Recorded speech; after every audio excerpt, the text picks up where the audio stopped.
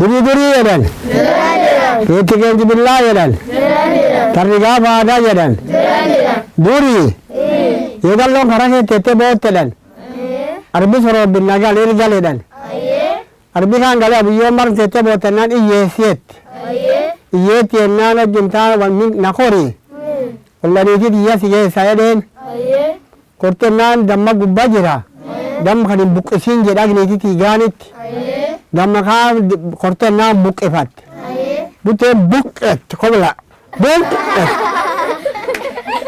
Buqqennaan maa buqqeessi maa geedalloonnaan dhuufuyyeessa jetti. Hin dabran. Buqqeen imimmaan damma kaanitti coban arba. Arba cobanii arbi maan jennaan wanti kun maan jennaan imimmaan hiyyeessa abiyyoon hin dubbatiin jetti. Buqqeedhaan hin goobsiti. Hojjaniiti waan jabduun deema. Koo waan kanarra fuudhedheen istaafurula dhaddachidheera jalaan na ba'etti. Warri isheen dhaddachidheera jalaan nan baha. Dhaddachidheera jalaan bahe. Damkaan keessa obbaafattennaan dhaddachi kaan korte dura itti dhaabate wanni dhaddach dura ol korte. Yoo dhufennaan niitii waan jedhe waan jabduun deema koonnarra fuudhedheen. Hojjanni koonnarra fuudhedheen wanni jabdu addeemtuun baan butteellee goofu jetteen. Dhugaa bu'aa jedhee ulee muratee fiigi.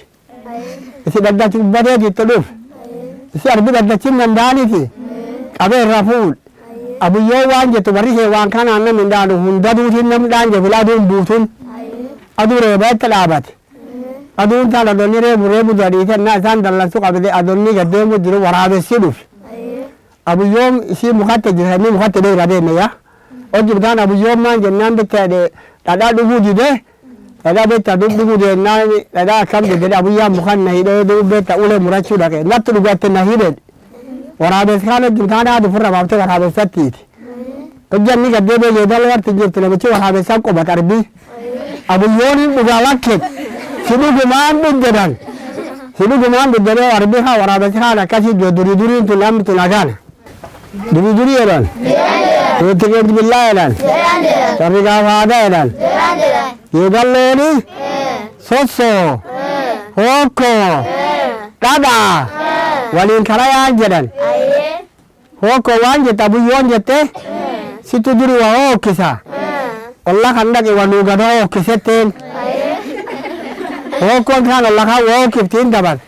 Alla tabadan barantan mura taatilarra bada arjaalee dhee fudhatirra.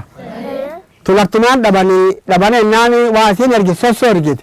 Abiyya duri isitti qodaaf akkan sossoodha wali tokko qodaan sossanii isan hin beektanii qodda qoraasan.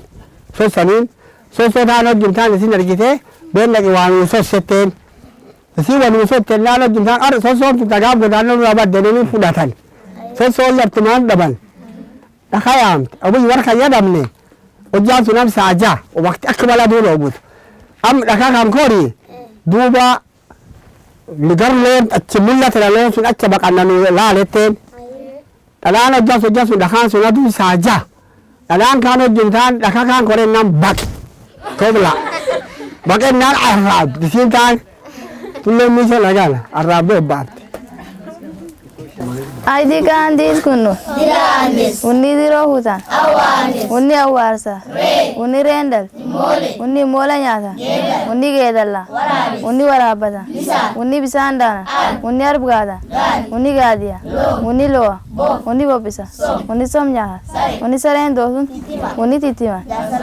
Unni yaamane rabsa. Abbo. Neeg. Milkeeti neeg. Bultiin nama ta'us qaatu eessutu. Ati lima deete. Maan deete. Eessuun maan hin dhagee. Tu laf naa hete. Ees keete. Goldu godhaf. Seewwan gubbaadhaf.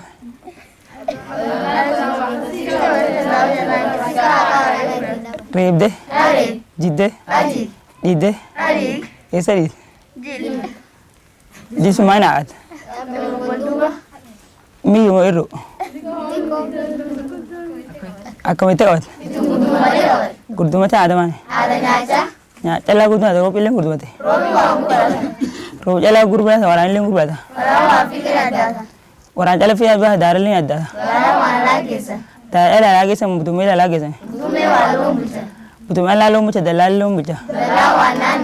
Dalal na ga men durale nanoti.